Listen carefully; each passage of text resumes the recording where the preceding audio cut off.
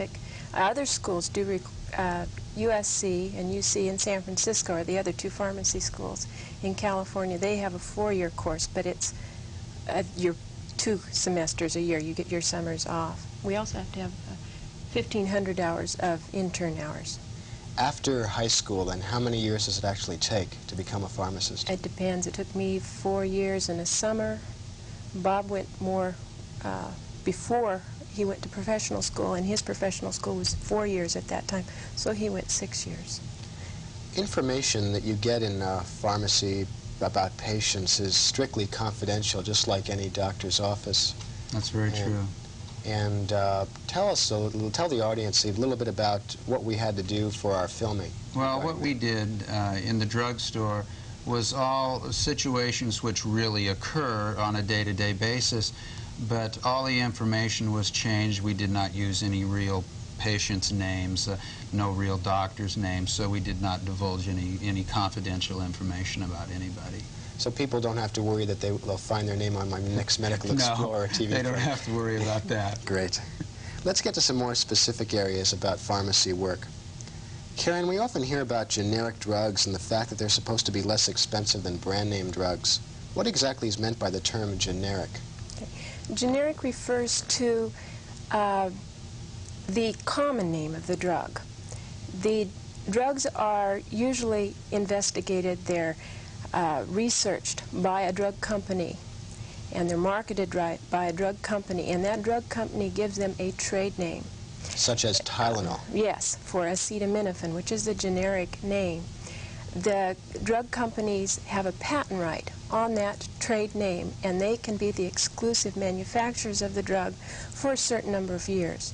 After the patent runs out, then other drug companies may make the same drug chemically and use the generic name. They may not use the trade name. And because those other drug companies have not done the original research and they have not done all the advertising and detailing to the physicians, they have a lower cost to their drug. And it is usually less expensive than the trade name. Usually? Usually. Yeah. An example might be Accutane, this new acne drug, which now costs about $150 or so for 100 pills, is limited to the company that produced it. That's right. And they spent millions researching it and satisfying the government requirements for it. And now, for the next 7 years or so, they have the right to manufacture it. Maybe 7 years from now, another company might come in and the price might go down. It might. It depends. Depends, right? Yes. Can a generic drug be inferior to a brand name drug, Bob? According to Food and Drug Administration, no. However, there could be some differences between generic and trade name products in that coatings might be different. Let's say an ointment might have a different base. The active ingredients have to be the same. Fillers, binders, fragrances, those types of things could be different. Why might a doctor not want a generic drug? Well, a physician might have been using a trade name drug for a period of time and getting the therapeutic response from his patients that he expects from that drug, and he might feel very comfortable with that response and not want to change, thinking that maybe another drug or the generic might create a problem, or he might not get the response that he's used to. I remember in medical school that there was a term called bioavailability, which meant that some drugs might not get into the system after they reach the stomach at the same time that another drug, even though it's the same name, is. That was very controversial. It still is, however, not as much as it was. You're probably thinking back 5 years or so. Government regulations have changed drastically since that time, and bioavailability studies have to be made available by the FDA on any drug that gets a new drug application.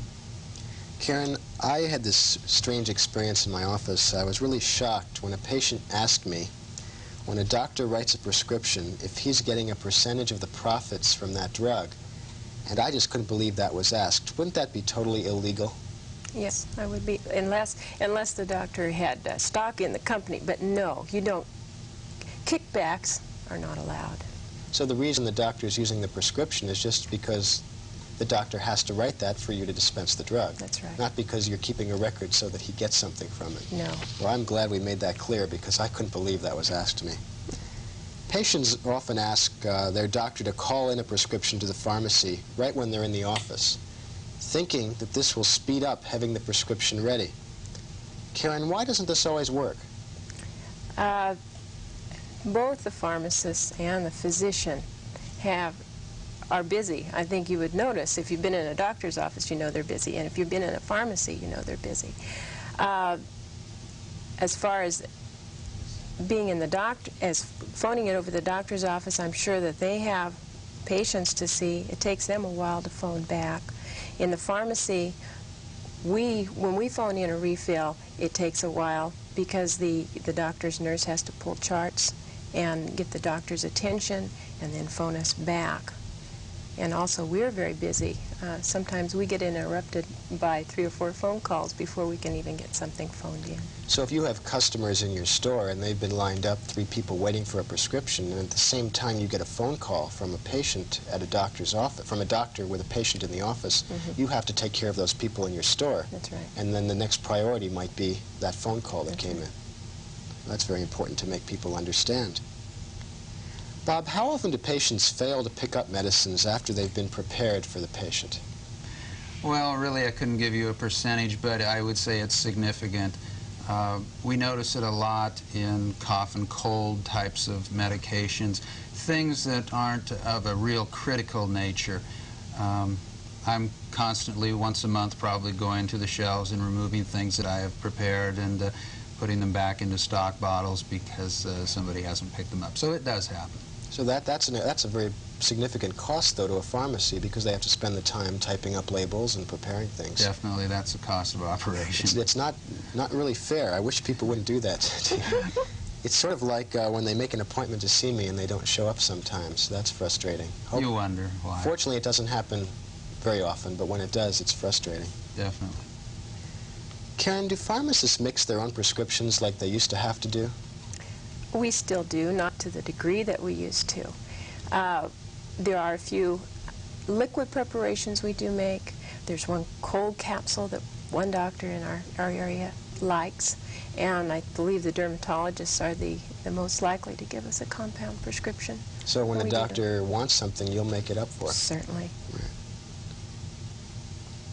Bob, would you explain exactly what's meant by a prescription refill when we see that written down? Sure. The prescription is the initial order for medication generated by a physician.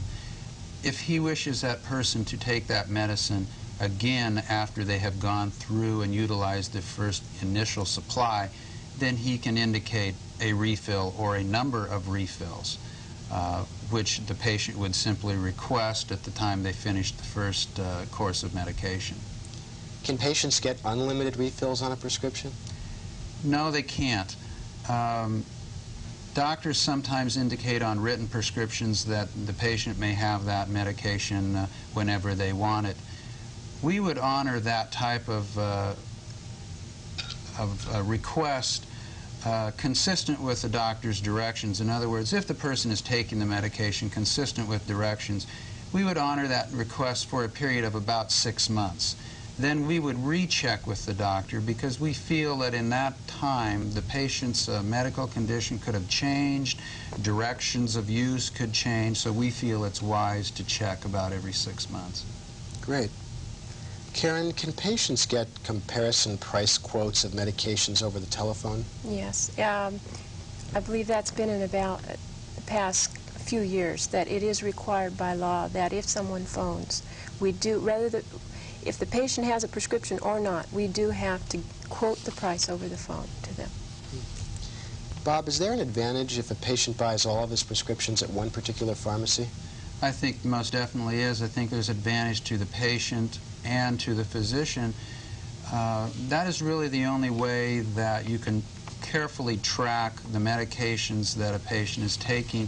If they're getting drugs at different pharmacies for whatever reason they might want to, then nobody has a clear picture of what that patient is really doing with medications. So we saw in our tape today from your store that with that information you can notify a doctor when something needs to be changed, or there may Right. be some drug conflict or interaction, which Sure. is very helpful. If someone had gone to 3 different pharmacies for each drug, then you might not know that information. That's absolutely true. Right. Unfortunately, I think we just received a call that patients are in line at your pharmacy wondering when they can get their medicines. So I guess that we better end our discussion. Well, not really. You have other pharmacists working over there. Seriously, I'd like to thank Mr. and Mrs. Church for taking time out of their busy workloads so that they could join us tonight on the Medical Explorer. Thank you very much. Thank you for inviting us. I'd like to invite you to write to me at the Marysville Medical Clinic with your suggestions for areas and people that you'd like to see on this program. The Medical Explorer is a public service program, and I really do want to hear from you with your comments and suggestions. Please write to me at 800 3rd Street, Marysville 95901. In my next program, The Medical Explorer will take you behind the scenes of more interesting frontiers of medical care practices in the Yuba City, Marysville area. Till next time, I'm Dr. Robert Peppercorn, your Medical Explorer. Thank you for joining us tonight, and have a good evening.